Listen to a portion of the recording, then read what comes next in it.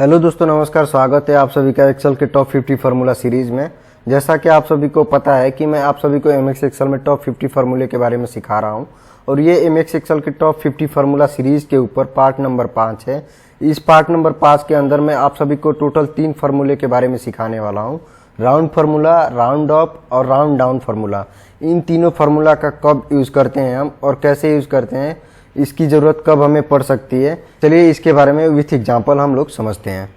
Hello दोस्तों, मेरा नाम है अशोक और आप सभी का स्वागत करता हूं अपने YouTube channel computer knowledge with Ashok पर, और आप देख रहे हैं CKW स्मार्ट क्लास। चलिए वीडियो शुरू करते हैं। दोस्तों, जैसा कि मैंने आप सभी को बताया कि यहाँ पे 3 फार्मूले के ऊपर हम लोग आज डिस्कशन करने वाले हैं, राउंड फार्मूला, राउंड अप और राउंड डाउन फार्मूला। ये तीनों फार्मूला कब काम में आते हैं कि जब कोई वैल्यू दशमलव के बाद दी गई है और उसे फिक्स करना है, तो उस केस में जो है कि राउंड अप और राउंड डाउन जो है कि फार्मूला काम में आता है। देखिए, इन तीनों फार्मूलों को सीखने से पहले यहाँ 0.5 को हम लोग समझते हैं कि 0.5 क्या होता है। देखिए, ये 0.5 का मतलब ये है कि कोई वैल्यू दी गई है। मान लीजिए कि यहाँ पे कोई वैल्यू 1 है और ये वैल्यू 1 के बाद जो है कि पॉइंट हमारा जो है कि 1.49 इस तरीके से है और उसके बाद जो है कि ये वैल्यू रहती है। अगर राउंड फार्मूला हम यूज़ करते हैं तो उस केस में जो है कि ये उसको माइनस कर देगा, 0.49 को माइनस कर देगा, केवल 1 में ही रहने देगा, उसे जो है कि माइनस कर देगा। अगर यही वैल्यू 1.51 है, इस तरीके से कुछ है, तो इस केस में जो है कि इसको 2 में कन्वर्ट कर देगा, मतलब कि इसमें कुछ ये जो है कि अगला वैल्यू को प्लस कर देगा। चलिए यहाँ पे फार्मूला का मदद समझते हैं। लेकिन एक बात यहाँ पे आपको और आ रहा होगा मन में कि इस फार्मूला को तो हम यहाँ से भी डिक्रीज इंक्रीज जो है कि कर सकते हैं। यहाँ पे आप देख पा रहे होंगे कि यहाँ पे आपको मिल रहा है, यहाँ पे डिक्रीज डेसिमल और यहाँ पे इंक्रीज डेसिमल। यहाँ से भी जो है कि डिक्रीज इस तरीके से करके और जो है कि इस तरीके से इंक्रीज भी कर पा रहे होंगे। लेकिन यहाँ पे जो है कि हमारा कैलकुलेशन कुछ गलत हो जाता है। चलिए इसको मैं एक बार यहाँ पे प्रैक्टिकली आपको भी दिखा देता हूँ। यहाँ पे जैसे मैं यहाँ पे डिक्रीज कर दिया और उसके बाद जो है कि यहाँ पे कोई फार्मूला लगाता हूँ, यहाँ पे इक्वल का साइन लगा करके इसमें जो है कि मल्टीप्लाई करता हूँ 10 से। इस तरीके से कुछ 10 से मल्टीप्लाई करता हूँ। यहाँ मल्टीप्लाई 10 करने के बाद आप यहाँ पे सोच रहे होंगे वैल्यू यहाँ पे देख पा रहे होंगे 5,856 रुपया है, तो यहाँ पे क्या आ जाएगा, मल्टीप्लाई 10 से करेंगे तो 58,560 आना चाहिए। तो यहाँ पे जैसे इंटर बटन दबा रहे हैं तो देख पा रहे होंगे 58,557 रुपया 70 पैसे इस तरीके से आ रहा है। कहने का मतलब जो है कि यहाँ राउंड अप करके नहीं दिया। अगर यहाँ पे 5856 रुपये की वैल्यू अगर 10 से गुणा करेंगे तो 58,560 रुपया होना चाहिए, लेकिन यहाँ पे जो है कि कम होकर के आ रहा है। आप देख पा रहे होंगे यहाँ पे। आप देखिए, अगर यहाँ से मैंने जो है कि डिक्रीज किया है फिर भी ये जो है कि डिक्रीज नहीं हुआ। आपको पॉइंट के बाद जो है दशमलव के बाद जो वैल्यू है वो यहाँ से डिक्रीज नहीं हुआ है। यहाँ पे फार्मूला बार में भी आप देख पा रहे होंगे। तो इस केस में जो है कि हम राउंड फार्मूला की मदद से यहाँ पे करते हैं। देखिए यहाँ पे हम समझ लेते हैं राउंड फार्मूला को। तो सबसे पहले इक्वल का साइन लगाएंगे, उसके बाद राउंड लिखेंगे, इस तरीके से राउंड लिखेंगे। उसके बाद जो है कि राउंड फार्मूला को एक्टिवेट कर लेंगे कीबोर्ड में टाइप के माध्यम से। उसके बाद जो है कि इस वाले जो है कि सेल को सेलेक्ट करेंगे। इतना करने के बाद कॉमा लगाना है। उसके बाद यहाँ पे नंबर डिजिट पूछ रहा है।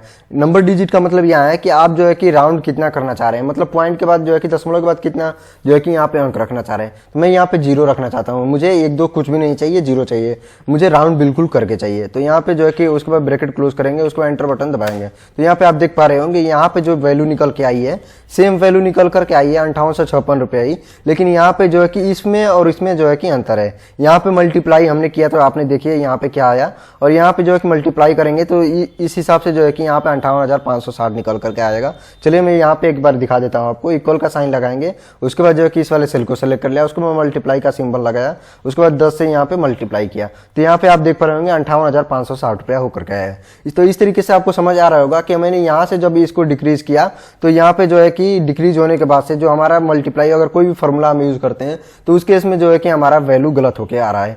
उस केस में जो है कि हम कुछ भी काम करेंगे तो हमारा जो है कि टोटल डेटा रॉन्ग हो जाएगा। तो इस केस में जो है कि राउंड फार्मूला हम यूज करते हैं, और राउंड फार्मूला जब मैंने यहाँ यूज करके निकाला इस वैल्यू को, उसके बाद से इसमें मल्टीप्लाई कर रहे हैं या कोई भी फार्मूला यूज करेंगे तो बिल्कुल करेक्ट निकल करके हमारा वैल्यू आएगा। इसी तरीके से सभी का निकालना है तो सिंपल से यहाँ पे एक एक्सेल में जो है कि हमें सुविधा मिलती है ड्रैग करने का। इस तरीके से ड्रैग कर देंगे तो सभी का एक साथ जो है कि यहाँ पे राउंड होकर के निकल करके आ जाएगा।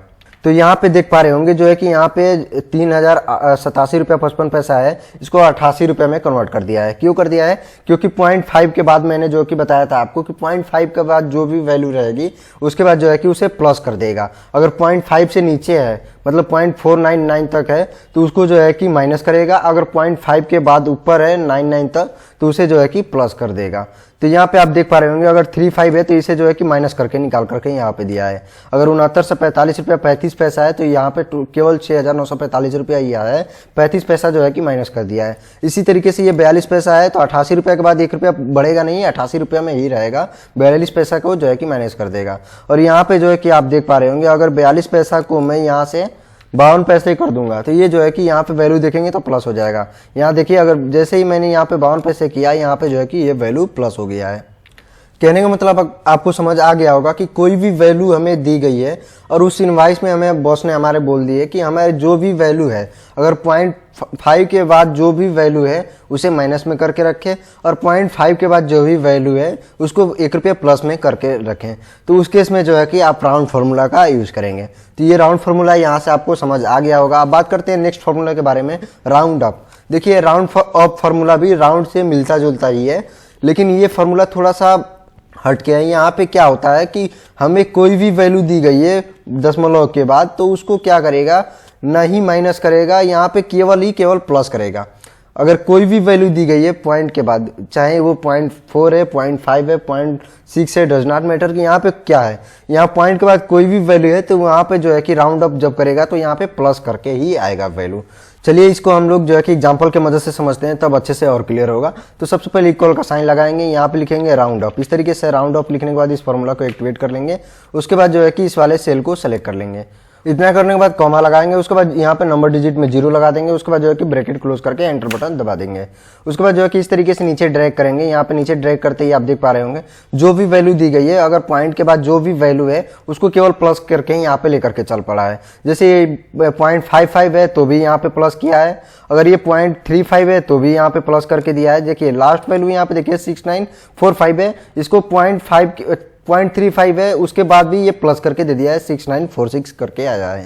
तो यहाँ से राउंड ऑफ फार्मूला भी आपको समझ आ गया होगा कि राउंड फार्मूला और राउंड ऑफ फार्मूला में क्या हमारा जो है कि डिफरेंट है। राउंड फार्मूला तब हमारे काम में आता है जब हमें 0.5 से नीचे की वैल्यू को माइनस करके लेके चलना है, तो उस केस में राउंड ऑफ फार्मूला का यूज करेंगे। और या फिर राउंड ऑफ फार्मूला उस केस में भी हम यूज करेंगे जब हमें 0.5 के बाद जो है कि वैल्यू को प्लस करके चलना है। और राउंड ऑफ फार्मूला तब काम में आता है पॉइंट के बाद, दशमलव के बाद कोई भी वैल्यू है उसको जो है कि प्लस करके ही चलना है, तो उस केस में राउंड ऑफ फार्मूला काम में आता है। अब बात करते हैं नेक्स्ट फार्मूला हमारा क्या है। नेक्स्ट फार्मूला है राउंड डाउन। यहाँ राउंड डाउन को फार्मूला को समझने से पहले यहाँ पे पॉइंट में लगा देता हूँ। यहाँ पे पॉइंट यहाँ पे लगा ही है, यहाँ पे पॉइंट को मैं यहाँ से डिक्रीज कर देता हूँ, यहाँ से डिक्रीज करके रख देता हूँ। उसके बाद राउंड डाउन फार्मूला को समझते हैं। सबसे पहले इक्वल का साइन लगाएंगे। इक्वल का साइन लगाने के बाद यहाँ राउंड डाउन फार्मूला लिखेंगे। राउंड डाउन फार्मूला लिखने के बाद इसको फार्मूला को एक्टिवेट कर लेंगे। उसके बाद नंबर में पूछ रहा है तो नंबर को हम यहाँ से सेलेक्ट कर लेते हैं सेल को। उसके बाद कॉमा लगाएंगे, उसके बाद 0 टाइप कर देंगे। उसके बाद जो है कि ब्रैकेट क्लोज कर देंगे। उसके बाद एंटर बटन दबाएंगे। तो यहाँ पे देख पा रहे होंगे इस वैल्यू को जो है कि राउंड डाउन यहाँ करके रिजल्ट निकल करके आ गया है। यहाँ पे प्लस करके भी है, 0.5 के बाद जो है कि प्लस करके भी है तो भी इसको जो है कि माइनस करके यहाँ पे आया है। और इसी तरीके से इन सभी का भी चाहिए तो इस तरीके से नीचे ड्रैग कर देंगे तो इन सभी का भी यहाँ पे निकल करके आ गया है। तो इस तरीके से ये तीनों फार्मूला आपको समझ आ गया होगा कि राउंड फार्मूला हमारा कब काम में आता है, राउंड अप कब काम में आता है, राउंड डाउन फार्मूला कब काम में आता है। तीनों फार्मूला में क्या डिफरेंट है ये भी आपको समझ आ गया होगा। एक बार और अच्छे से मैं यहाँ पे एक बार बता देता हूँ आपको कि इन तीनों फार्मूला में क्या डिफरेंट है। यहाँ पे आप देख करके चलिए, इन तीनों को मैं सेलेक्ट कर लेता हूँ और यहाँ पे जो है कि इसको हाईलाइट कर देता हूँ। यहाँ पे आप देख पा रहे होंगे, पहले इसको समझते हैं। तो यहाँ पे देखिए 3087 रुपया 55 पैसा है। अगर इसे राउंड करता हूं मैं तो इस यहाँ पे 55 पैसा को जो है कि यहाँ पे प्लस करके लेकर चल रहा है। मतलब कि 55 के बाद 0.5 के बाद मैंने बताया था कि जो भी वैल्यू रहेगी राउंड फार्मूला में क्या होता है कि उसको प्लस कर देगा। तो यहाँ पे आप देख पा रहे होंगे 0.5 के बाद है वैल्यू तो इसको प्लस करके चला है। अगर 0.5 से नीचे है तो यहाँ पे जो है कि माइनस कर दिया है।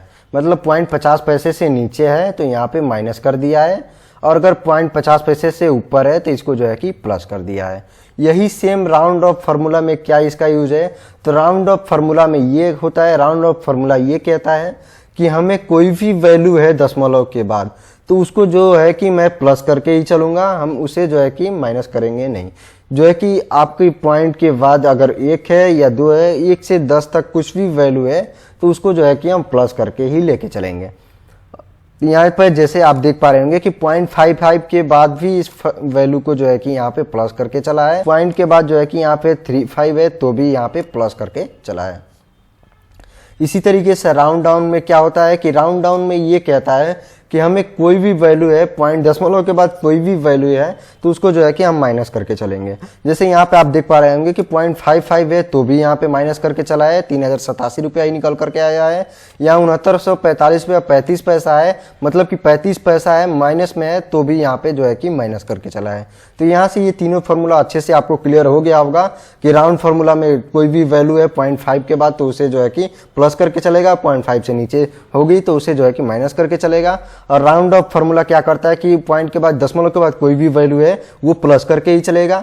और राउंड डाउन फार्मूला में क्या होता है कि पॉइंट के बाद कोई भी वैल्यू है उसे जो है कि माइनस में ही करके चलेगा। दोस्तों मुझे पूरा उम्मीद है अगर आपने ये वीडियो लास्ट तक देखा है तो आपको अच्छे तरीके से ये फार्मूला तीनों क्लियर हो गया होगा। अगर वीडियो पसंद आया तो वीडियो को लाइक कर दीजिए, अपने दोस्तों के साथ शेयर कर दीजिए, तो चैनल को सब्सक्राइब करके बेल आइकन को दबा लीजिए ताकि आने वाली जानकारी सबसे पहले आप तक पहुंच सके।